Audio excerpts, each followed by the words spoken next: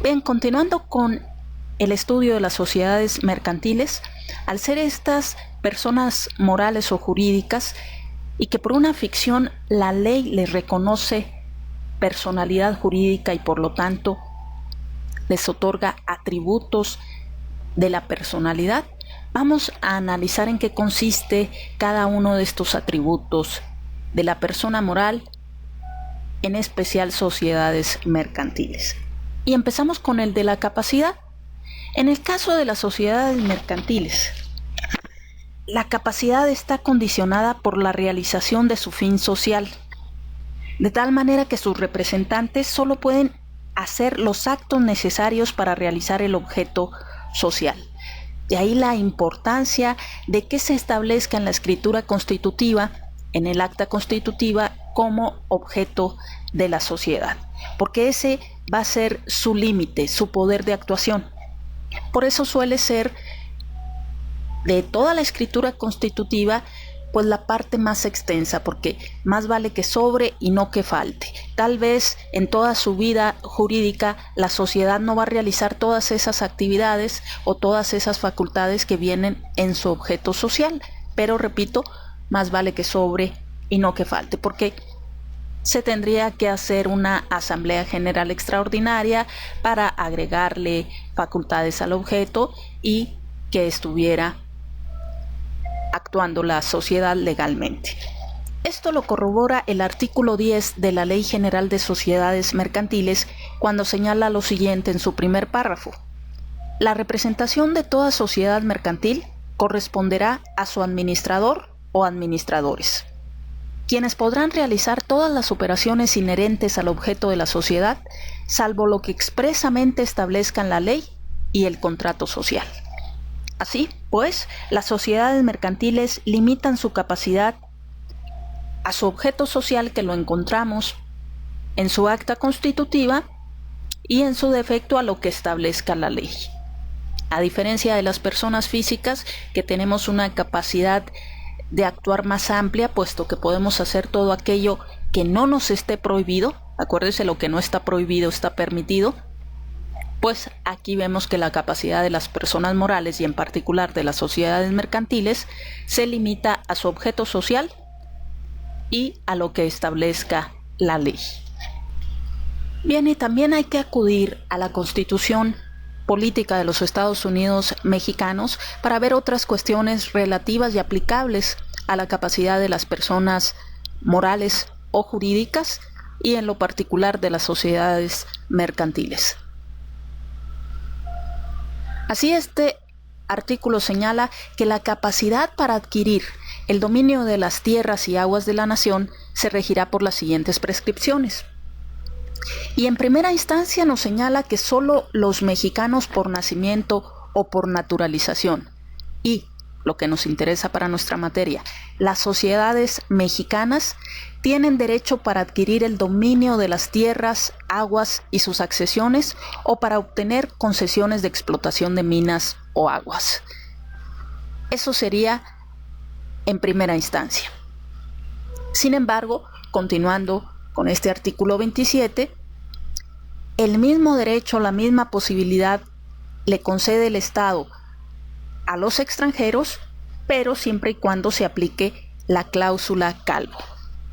¿En qué consiste esta? Que es originaria de Argentina, luego en México la adoptamos por nuestra historia, y esta cláusula consiste en que el Estado puede conceder la posibilidad a los extranjeros de adquirir también bienes en el territorio de nuestro país, y esto incluye la posibilidad también de ser accionistas de sociedades mexicanas, pero para ello deberán convenir ante la Secretaría de Relaciones Exteriores en considerarse esos extranjeros que adquieran bienes en nuestro país como nacionales respecto de dichos bienes, y en no invocar por lo mismo la protección de sus gobiernos, por lo que se refiere a aquellos, por ejemplo, frente a una expropiación, bajo pena, en caso de que no lo cumplan, de perder en beneficio de la nación los bienes que hubieran adquirido en virtud del mismo. ¿Por qué se aplicó esta cláusula también en nuestro país? Recuerden que la historia nos establece que pues México realmente ha vivido muy pocos años de su vida independiente en paz. Por ahí hubo una famosa guerra de los pasteles que, en virtud de las reclamaciones que hicieron los ciudadanos franceses de las afectaciones en sus bienes por los movimientos revolucionarios en los que constantemente se enfrascaba México, Francia, adoptando la protección y asumiendo como suyas esas reclamaciones, pues amenazó a México con que debían de pagar e incluso invadió a México para que satisfaciera esas reclamaciones, dentro de las cuales estaba, de ahí el nombre de la Guerra de los Pasteles, la reclamación de un pastelero francés que aducía que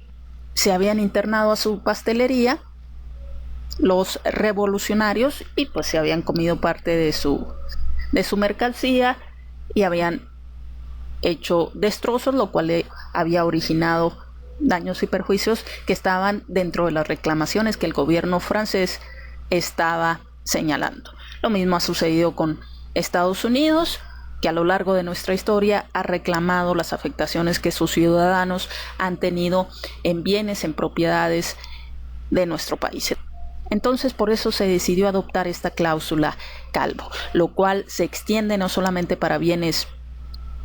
inmuebles, para el dominio de las tierras y aguas y sus accesiones, como dice en este artículo, sino además se hace extensiva a las acciones o participaciones que puedan tener los extranjeros en sociedades mercantiles mexicanas. Aquí solo cabe mencionar algo. En el caso de que un extranjero pretenda adquirir acciones de una sociedad mexicana, es necesario primeramente ver el acta constitutiva de esa sociedad, porque cuando se constituyen las sociedades mercantiles, se debe de acudir a la Secretaría de Economía, que es la que autoriza en la actualidad el uso de las denominaciones o razones sociales con las que pretendan constituirse las sociedades. Antes, en virtud de este artículo que estamos mencionando y lo que dice en él respecto de los bienes que pueden adquirir los extranjeros, esa autorización la concedía la Secretaría de Relaciones Exteriores. Sin embargo, se hicieron ciertas modificaciones, adecuaciones, porque lo correcto es que sea la Secretaría de Economía quien conceda esos permisos. Y en las actas constitutivas, según el artículo 15 de la Ley de Inversión Extranjera, se establece que se debe insertar en ellas ya sea la cláusula de exclusión de extranjeros, que consiste lógicamente en que ningún extranjero podrá adquirir acciones o partes sociales en esa sociedad. Claro que estas se pueden modificar con el paso del tiempo, nada más tendría que a través de una Asamblea General Extraordinaria hacerse el cambio correspondiente, pero si no, entonces el acta constitutiva deberá llevar inmersa lo que se conoce como cláusula de admisión a extranjeros.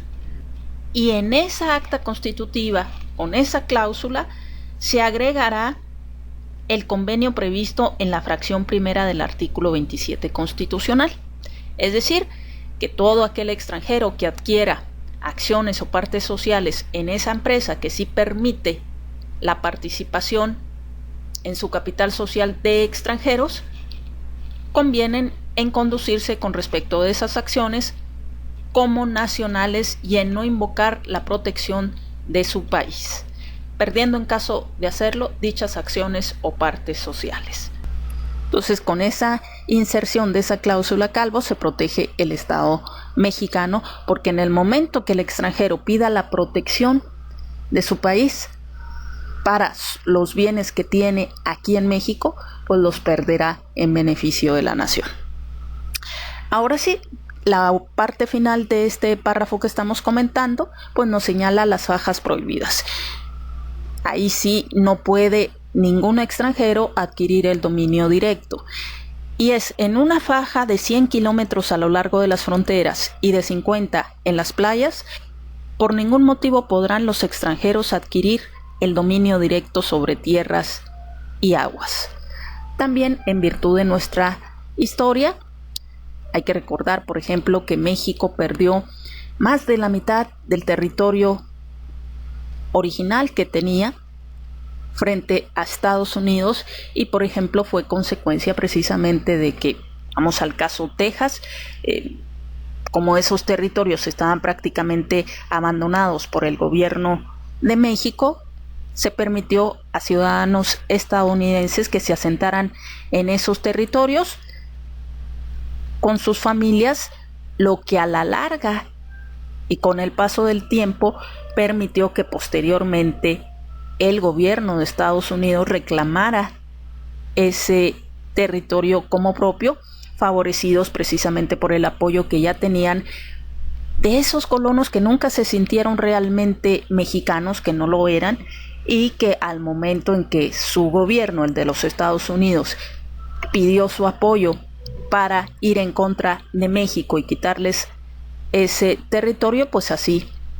lo hicieron. Entonces, por eso está prohibidas esas fajas en la frontera y en las playas, para no facilitar y favorecer la invasión de tropas extranjeras. También señala una serie de restricciones para las personas morales que vamos a ver a continuación. Por ejemplo, en el caso de las asociaciones religiosas, de las instituciones de beneficencia pública o privada, de las sociedades mercantiles por acciones, que son las que nos interesa para nuestra materia, que son 3 las reguladas en la ley que se manejan por acciones. La sociedad anónima, que es la más famosa, la sociedad en comandita por acciones y la recién creada sociedad por acciones simplificada. Además, también le establece restricciones a los bancos o instituciones de crédito. En todos estos casos que acabo de mencionar, solamente podrán tener las propiedades, los inmuebles necesarios para desarrollar el objeto para el cual fueron creadas. Acuérdense que también este artículo 27, al regular todo lo relativo a la propiedad, está fundamentado en la historia de nuestro país.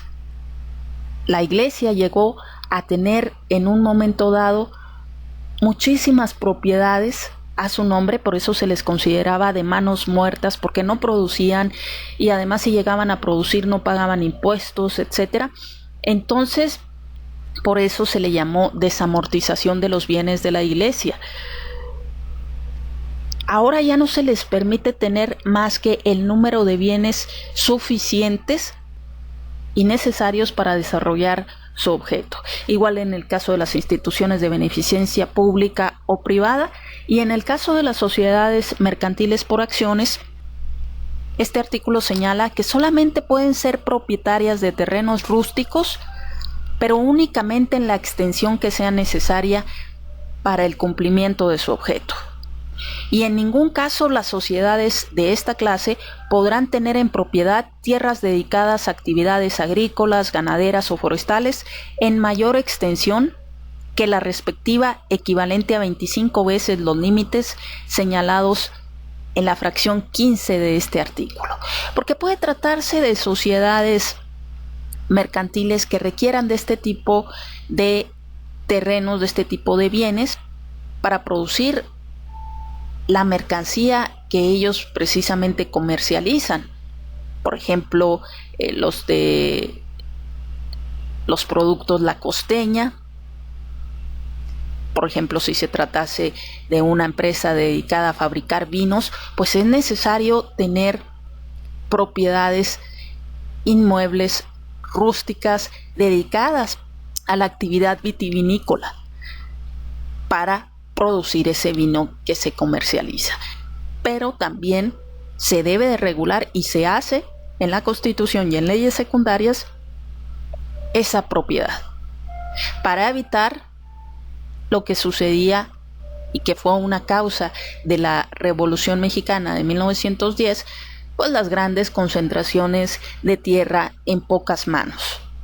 que las sigue habiendo, pero pues en la ley, en la Constitución, supuestamente no es así.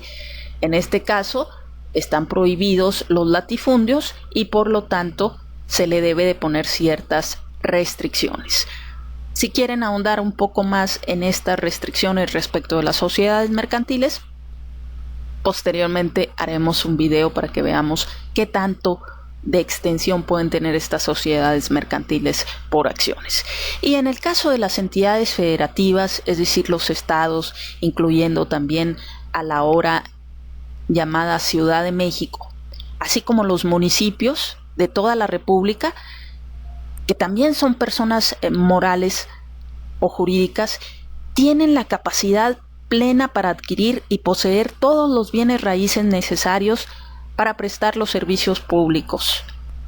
correspondientes. Ahí estamos pues agotando lo que es la capacidad, que es el primer atributo